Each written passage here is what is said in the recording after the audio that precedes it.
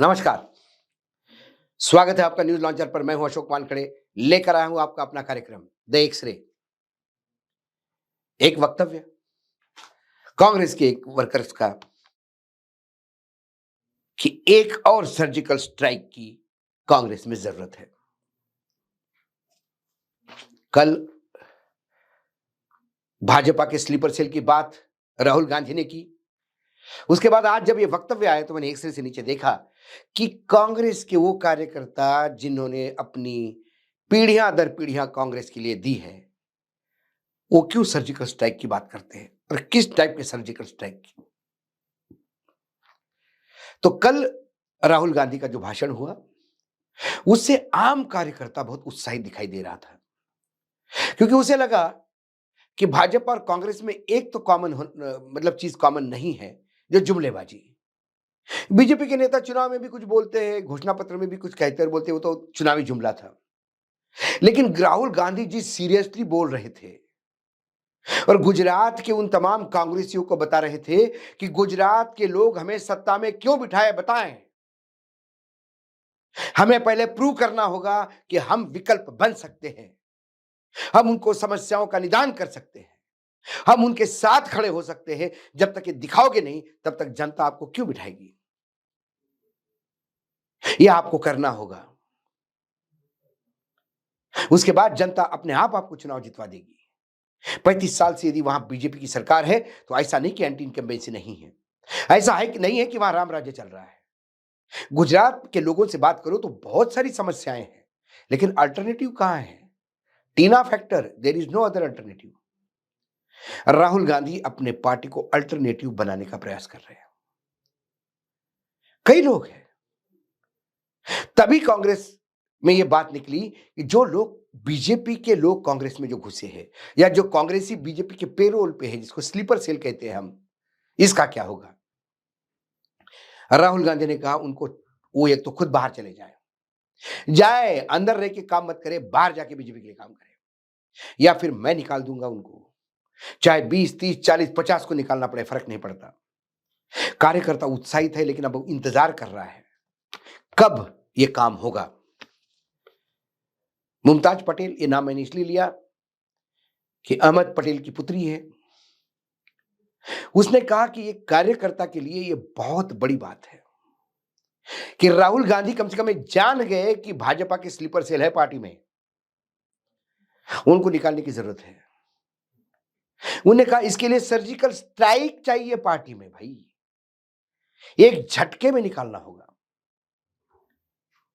ये इसको उसको करके नहीं होगा, ये सब फिर बाद में ग्रुप होकर फिर एक दूसरे को संभालने लगते हैं। उनको पूछा आप उधर नहीं, उन्होंने बोला मैं किसी पदाधिकारी नहीं हूं, मैं एक कार्यकर्ता हूं।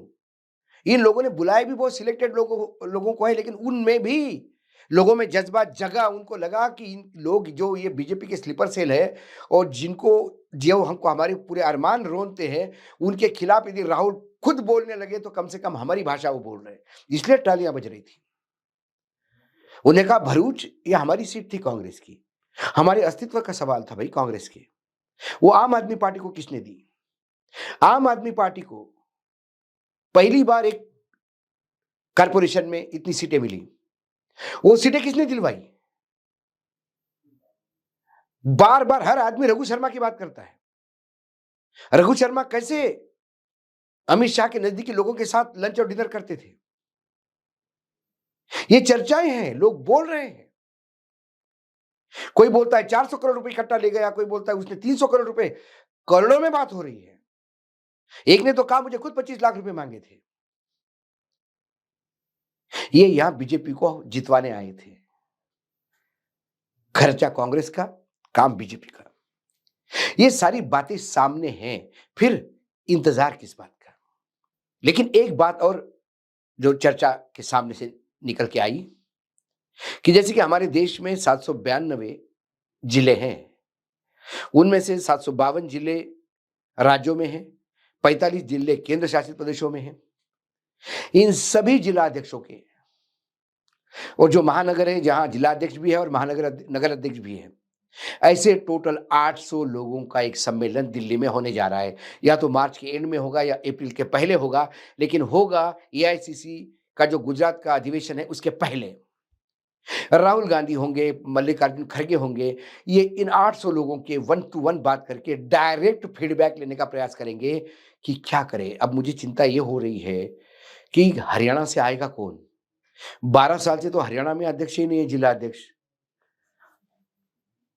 जो जिला अध्यक्ष बनाए गए, यदि ये स्लीपर सेल ने ही उनको बनाए गए होंगे, तो वो आके स्लीपर सेल का ही गुणगान करेंगे।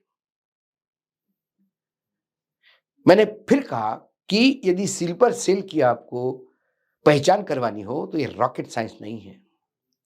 जिन-जिन लोगों ने जो कमिटमेंट किया और वो फेल हो गए, रघु शर्मा ने यदि ये कहा था कि हम 70 सीट हम ले आएँगे, 30 सीट वाघेला जी ले आएँगे और मिलके हम सरकार बनाएँगे।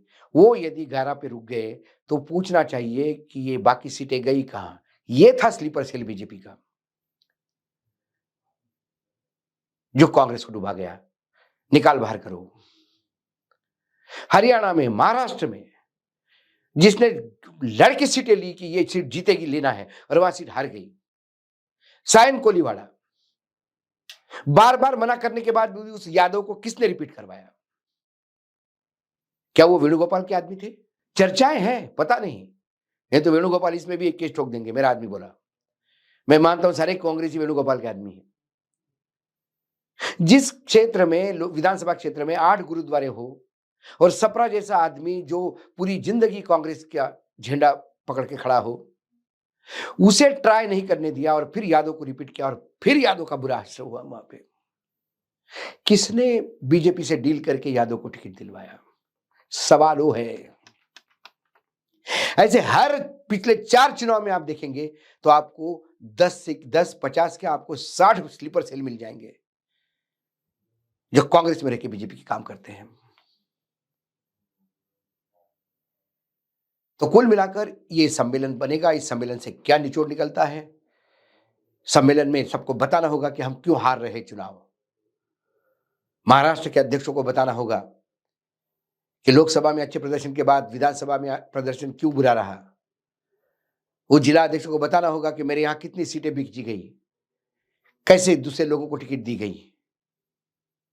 ये तमाम चीजें जब फीडबैक आएगी, उसके बाद ये तमाम जो स्लीपर सेल है, जो बीजेपी के एजेंट बैठे हैं पार्टी में, इनकी नामावली तैयार होगी और फिर इनको विसर्जित करना होगा। नहीं तो फिर नामावली देख के कहीं हाथ पैर फूल न दे कि अरे मेरी पूरी सीडब्ल्यूसी इसमें है, अरे भाई क्या करें, पूरा संगठन इसमें, हर जनरल सेक्रेटरी को निकालना पड़ेगा, क्या करेंगे? एक बार सर्जिकल स्ट्राइक करनी होगी। प्रलय के बाद सृजन होता है, ऐसा प्रलय की जरूरत है कांग्रेस को। जब मैं आईने से देखता हूं, जो सर्जिकल स्ट्राइक की बात कही मुमताज पटेल ने, जो एक एक वर्कर कह रहा है कि मैं प्रेस कॉन्फ्रेंस लेके बोल रहा था कि यह आदमी बीजेपी का एजेंट है, फिर भी रघु शर्मा के हाथ में ही बागडोर दी। ये बातें क्यों नहीं जा रही थी ऊपर? किसने फिल्टर लगा के रखे थे? ये सारी चीजें जब एक सिरे से देखता हूं तो मुझे लगता है कि कांग्रेस को अब प्रलय जैसी स्थिति लानी होगी। उसमें से जब नया सृजन होगा, समय लगेगा, लेकिन वो पार्टी वो होगी जिस पार्टी की नींव आज से 180 साल पहले लोगों ने रखी थी। आज एक सिरे में इतना ही। कल फिर आता हूं किसी विषय के साथ। तब तक के लिए नमस्कार। देखते रहिएगा न्यूज लॉन्चर।